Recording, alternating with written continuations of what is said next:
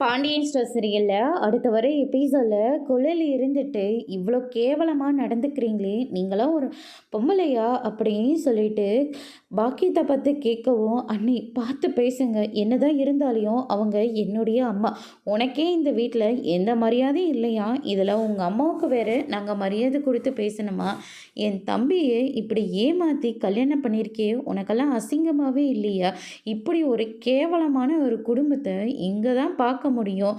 ஏற்கனவே எதிர்த்த வீட்டில் இருக்கிறவங்க எங்களை ரொம்பவே கேவலமாக பேசிக்கிட்டு இருக்காங்க. இப்போ இந்த விஷயம் தெரிஞ்சதுன்னா அவ்வளோதான்.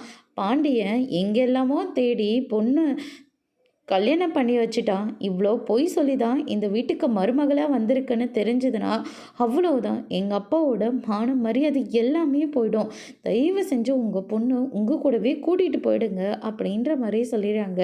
அதுக்கு அடுத்து தான், நான் எதுக்கு இந்த வீட்டை விட்டு வெளியே போனோம், இந்த வீட்டுக்கு முறைப்படி கல்யாணம் பண்ணிட்டு வந்திருக்கேன், என்னாலலாம் வீட்டை விட்டு வெளியே போகவே முடியாது, அங்கே போனாலையும் எங்களுக்கு எந்த மரியாதையும் இருக்காது, எனக்கு அடுத்து என் தங்கச்சி இருக்கா, அவளோட வாழ்க்கையும் ரொம்ப நல்லா இருக்கணும், அதனால தான் நான் அந்த வீட்டுக்கெல்லாம் போக மாட்டேன் அப்படின்ற மாதிரி சொல்லிடுறாங்க.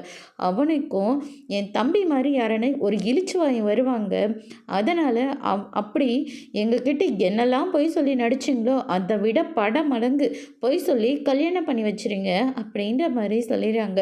இங்கே பாரும்மா, என் பொண்ணுக்கும் கல்யாணம் ஆகாமல் இருந்துச்சு, அதனால தான் நான் உங்களோட சம்மதம் பிடிச்சி நாங்கள் பண்ணது எல்லாமே தப்பு தான், தயவு செஞ்சு மன்னிச்சு என் பொண்ணை ஏற்றுக்கோங்க அப்படின்னு சொல்லிட்டு காலில் விழுந்து கேட்குறாங்க. அதோட பிரம முடிச்சிருக்காங்க.